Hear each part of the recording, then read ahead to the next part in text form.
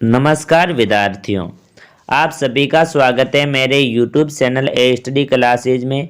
मैं अरविंद एपावत आज कक्षा 9वीं का सामाजिक विज्ञान का अर्धवार्षिक परीक्षा सत्र 2022-23 का पेपर लेकर आया हूं। आपका टाइम टेबल जारी हो चुका है। अर्धवार्षिक परीक्षा का आपकी परीक्षा 8 तारीख से स्टार्ट होने वाली है। तो साथियों, इस पेपर को अंत तक जरूर देखें। पेपर के अंदर आपको सभी प्रश्नों के उत्तर भी लिखे हुए मिलेंगे। मैं बिना टाइम गवाए स्टार्ट करता हूं पेपर। उससे पहले आप सभी से एक रिक्वेस्ट करता हूं कि अभी तक आपने मेरे यूट्यूब चैनल को सब्सक्राइब नहीं किया है तो सब्सक्राइब जरूर कर ले। तो आपको जो सबसे पहले क्वेश्चन पूछे हैं वह बहुविकल्पी वाले पूछे हैं, अपशब्द वाले। पहला क्वेश्चन पूछा है आपसे, फ्रांसीसी क्रांति कब हुई थी? तो आ के अंदर देखो सन 1989 में, ब के अंदर सन 1789 में, स के अंदर सन 1946 में और द के अंदर उपयुक्त सभी। तो इसका राइट आंसर आपको पता है क्या हो जाएगा? ब ऑप्शन हो जाएगा, सन 1789 में हुई थी। अगला दूसरा क्वेश्चन पूछा है आपसे, रूसी क्रांति के समय रूस का शासक था। तो देखो अ के अंदर निकोलसन प्रथम, निकोलसन द्वितीय, स के अंदर लेनिन, द के अंदर कोई नहीं। तो इसका राइट आंसर क्या हो जाएगा? ब ऑप्शन हो जाएगा, निकोलसन द्वितीय था। अगला क्वेश्चन, तीसरा क्वेश्चन आपसे पूछा है वह है, तीसरा है, श्रीलंका में घुमुतु कृषि को किस नाम से जाना जाता है? अ के अंदर लादिंग, ब के अंदर तावी, स के अंदर सितमैन, द के अंदर सेना। तो इसका राइट आंसर क्या हो जाएगा? दो ऑप्शन हो जाएगा, सेना नाम से जाना जाता है। अगला क्वेश्चन पूछा आपसे, चौथा पूछा है वह है, थार मरुस्थल भारत के किस राज्य में स्थित है? अ के अंदर राजस्थान, ब के अंदर उत्तर प्रदेश, स के अंदर गुजरात, द के अंदर केरल। तो इसका राइट आंसर है वह क्या हो जाएगा? ऑप्शन हो जाएगा, राजस्थान हो जाएगा। अगला क्वेश्चन पूछा है आपसे, पांचवा है वह है, उत्तराखंड, उत्तर प्रदेश, बिहार, पश्चिम बंगाल और सिक्किम की सीमा किस देश को छूती है? अ के अंदर चीन, ब के अंदर भूटान, स के अंदर नेपाल और द के अंदर म्यांमार। तो जो इसका राइट आंसर है वो क्या हो जाएगा? सो ऑप्शन हो जाएगा, नेपाल हो जाएगा। देखो साथियों, यहाँ पर सभी अपशब्द वाले प्रश्नों के उत्तर यहाँ पे मैंने पहले से लिख रखे हैं।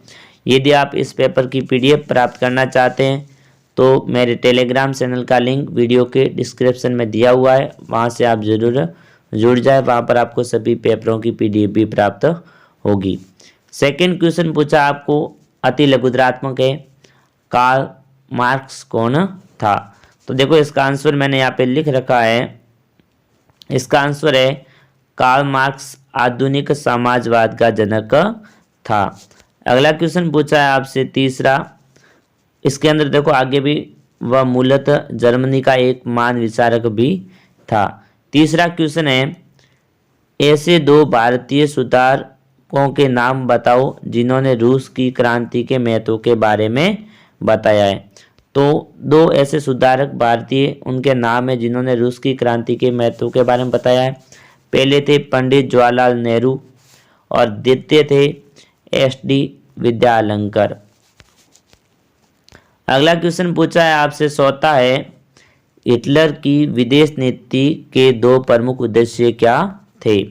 तो देखो हिटलर की विदेश नीति के प्रमुख दो उद्देश्य निम्नलिखित थे। पहला, जर्मनी को विश्व की महाशक्ति बनाना।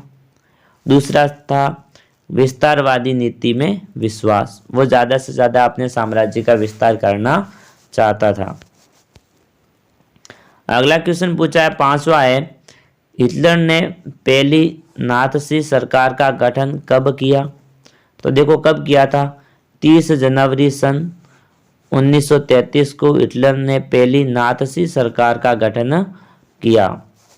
अगला क्वेश्चन है वो पूछा है आपसे, छठा है, दक्षिण भारत में किन्हीं दो सर्वा समुदाय के नाम बताइए। तो दक्षिण भारत के अंदर किन्हीं दो सर्वा समूहों के नाम क्या है?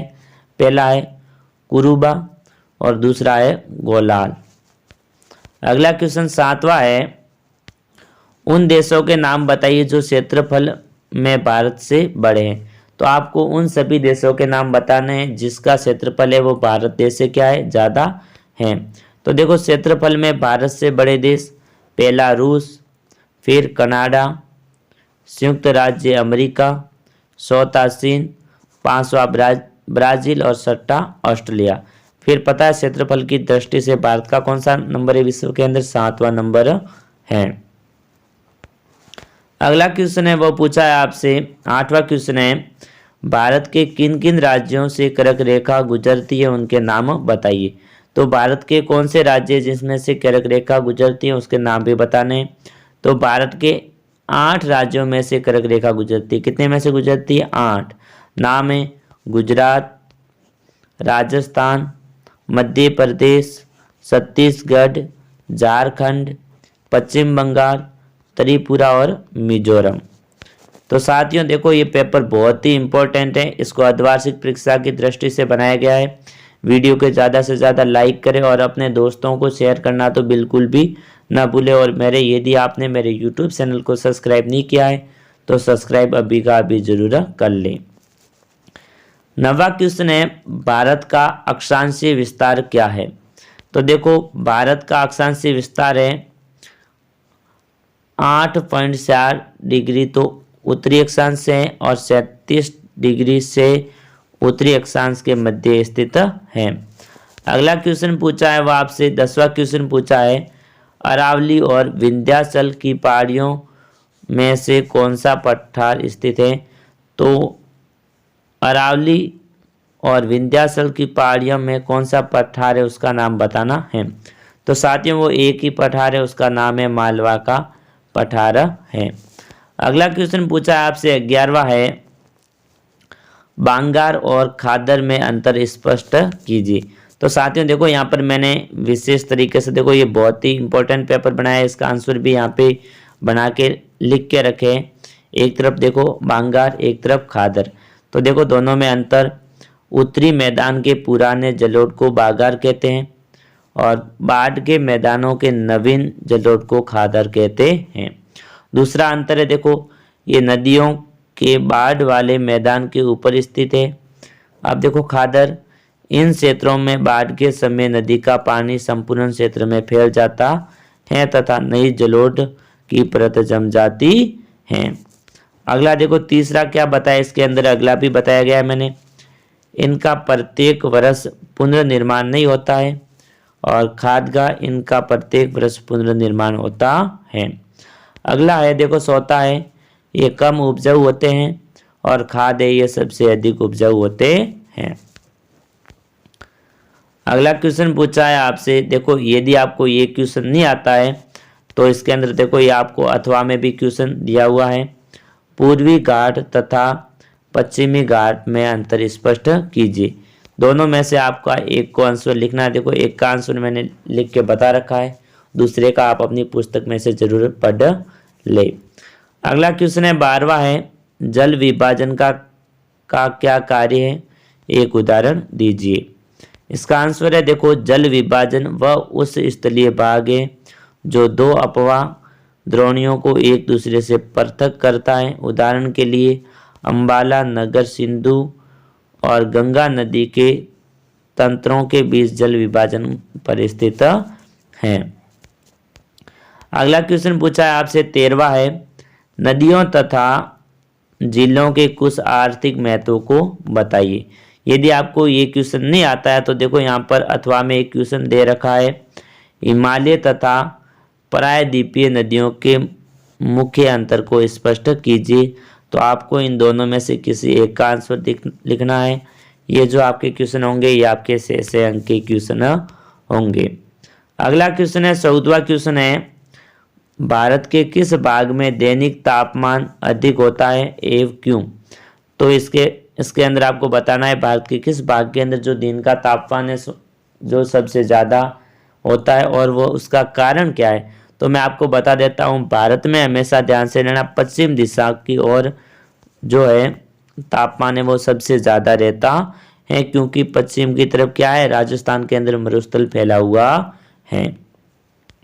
अगला क्वेश्चन है, इसके अंदर ये देखो 14वें क्वेश्चन के अंदर अथवा में क्वेश्चन पूछा है आपसे, दक्षिण पश्चिम मानसून की प्रमुख विशेषता लिखिए। तो आपको दक्षिण पश्चिम का जो मानसून होता है, बनता है, उसकी प्रमुख विशेषता बतानी है।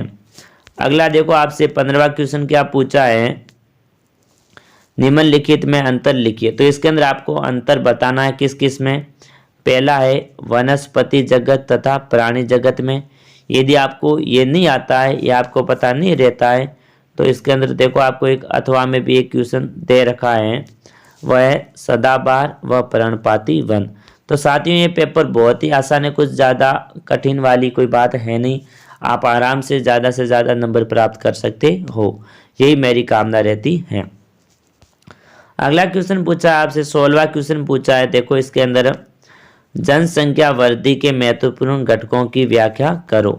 तो जनसंख्या वृद्धि के जो महत्वपूर्ण घटक हैं उसके बारे में आपको व्याख्या करनी है। जैसे मैं आपको बता सकता हूँ जनसंख्या वृद्धि के घटक, देखो अज्ञानता का होना, अशिक्षा होगी, जितनी अशिक्षा होगी उतनी ही क्या होगी, जनसंख्या में वृद्धि होगी।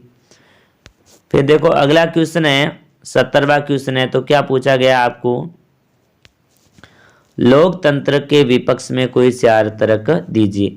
तो आपको लोकतंत्र है जो शासन व्यवस्था उसके विपक्ष के अंदर कोई आपको चार तर्क देने हैं, ये आपके राजनीति का प्रश्न है।